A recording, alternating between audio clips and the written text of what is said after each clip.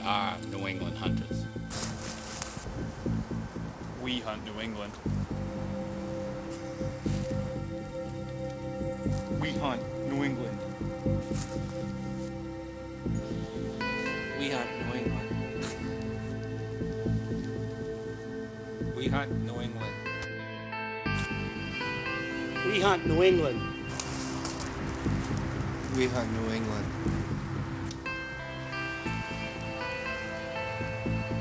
We hunt New England. We hunt New England. We hunt New England. On this next hunt coming up, it's a real exciting hunt for Russell and I as a father-son team. This hunt, the year before, Russell harvested from the same exact tree that we hunt in this particular episode that you're going to see. Russell hunted from this same tree and shot a nice buck the year before, and that would have been in 2009. And in 2010, this is the season that this episode comes from. Russell lives up in the Gardner area, and I live in southern Maine.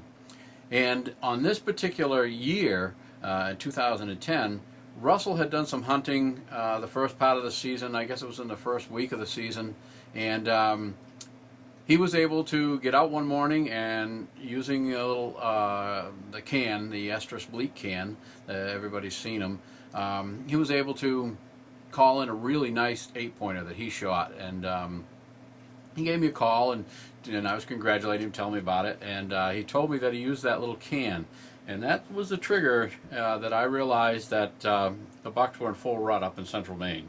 So I told him that I'd be up there Thursday morning, I believe it was November 11th, and I told him that I would be up there at 3 o'clock and to meet me at the Interstate 95 Gardner exit near his house, and that we would head on up to that same exact tree that a year before he had harvested a nice buck out of. And that year before, after he harvested his nice buck, I sat that tree stand with him. He was on the camera, I was carrying my gun, and a really big high rack buck came behind us through the real thick stuff. Never presented a shot. Russell got a good look at it. I didn't get to see it, but I know just from his excitement what went behind us. And so it's always been sticking in my mind that we needed to get back to that spot. Well, where Russell had already tagged out in the state of Maine on a real nice buck, I decided that I would make the trek up there if he could get together with me, and we'd go up and we'd get there early in the morning. We walked in this long tote road. A beaver had dammed up the road, and we ended up walking through two feet of really swampy water to get in there that morning. It was probably about 4 a.m. to 4:30 when we got there. And we had to get into that tree. There's only one tree in that area that you can even get a tree stand into, and we tandem 2 tree stands off in that tree.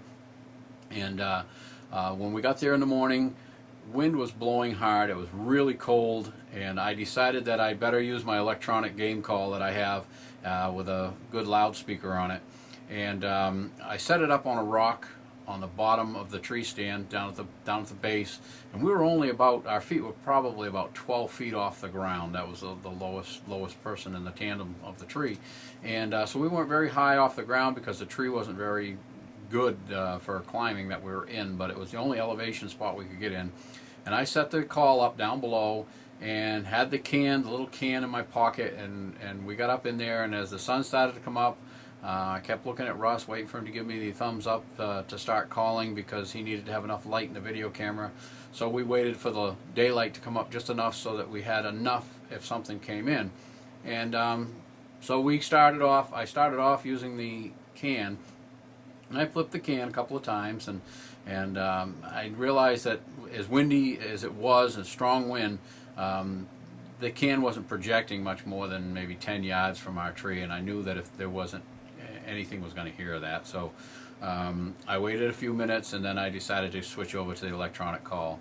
I used the electronic call, trying to use it sparingly without getting it too loud, because it does get rather obnoxiously loud if you turn these calls up.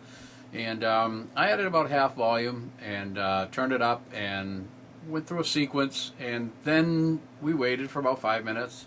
I did another sequence, and we waited about 5 minutes, and I did another sequence, and we waited 5 minutes, and nothing came.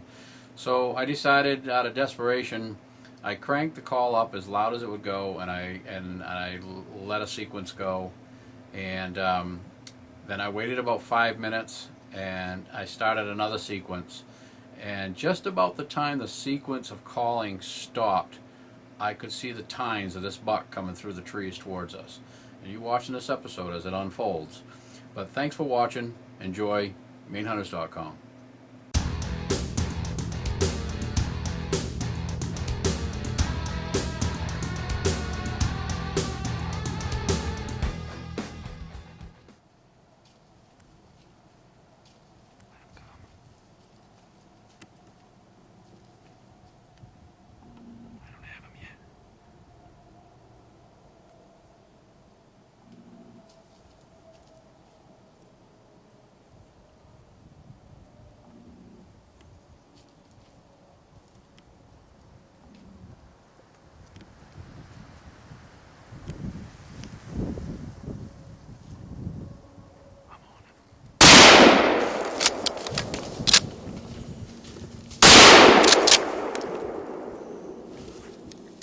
Yes, sir, baby.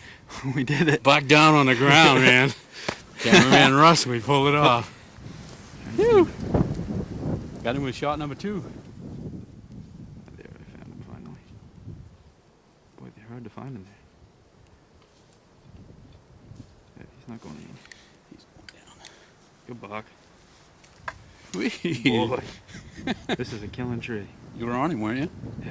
You came right in the way yours did that freaking trail. I saw Exactly. him way up in on them by them logs, crossing those logs. That's where I saw mine. Yeah, I that remember time. you telling me that's why I was watching up there. I kept watching, and that's the same trail that one came in behind us on.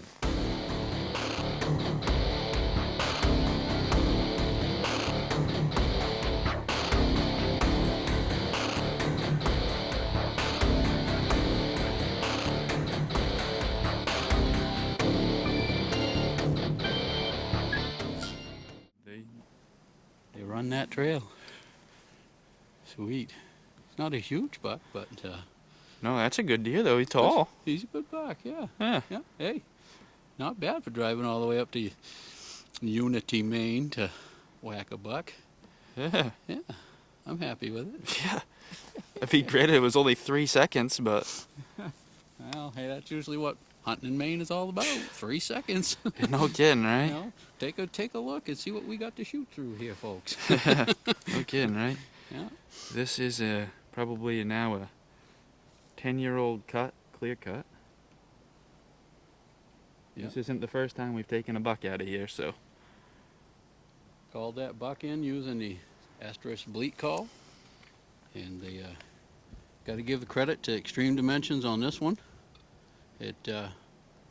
I stayed consistent with it, and actually it's a very windy day, and I cranked the volume up to the maximum with that asterisk bleat call, and we worked it for about 45 minutes this morning, Russ. Probably, And, at least. finally, this buck came down our way. So there's not much you can do, but got him out and go check him out. Let's go down.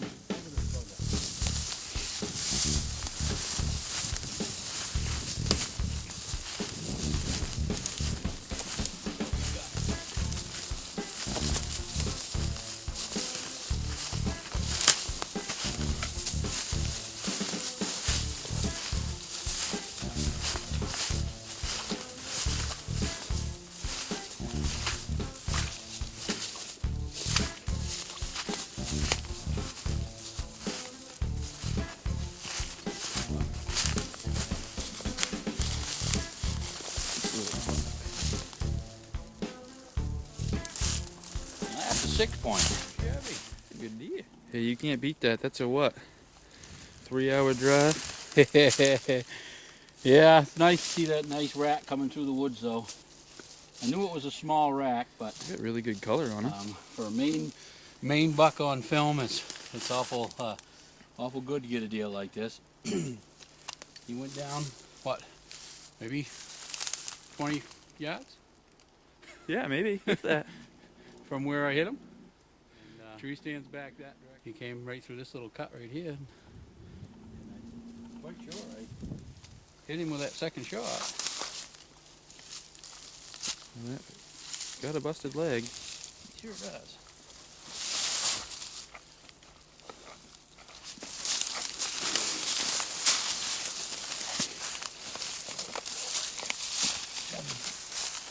That's the first one for sure. Well, let's get a tag out and get on that thing. And we'll go get a deer cat. Deer cat. Congrats, sir. Yes, thank you. Ooh, ooh, ooh. Get a tag out of here. See if you can see further than I can.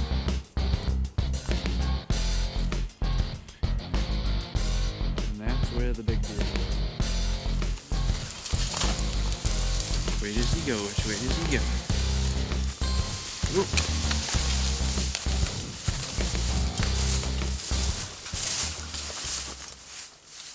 Well, MaineHunters.com. Hope you enjoy our video. We've put a small buck down on the ground today, but in Maine's woods, any buck's a good buck in a Maine hunter's eyes. New England hunting, it's what it's all about, and this is what you come up with. I'm just as happy as if this thing was a 10 or 12 pointer. It's a 6-point with a nice rack, nice beefy little rack, and for a Maine woods buck up here in the scrub saplings, you just can't beat it. I'm tickled and very pleased with this deer. He's probably 150 pounds dress weight, and we're gonna get to gutting this deer out and head to the tagging station with him.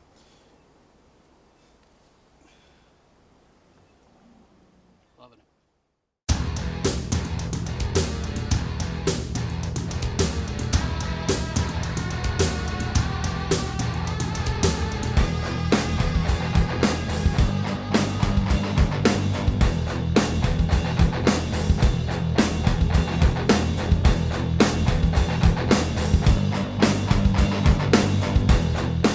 Yes, sir, baby. We did it. Buck down on the ground, man.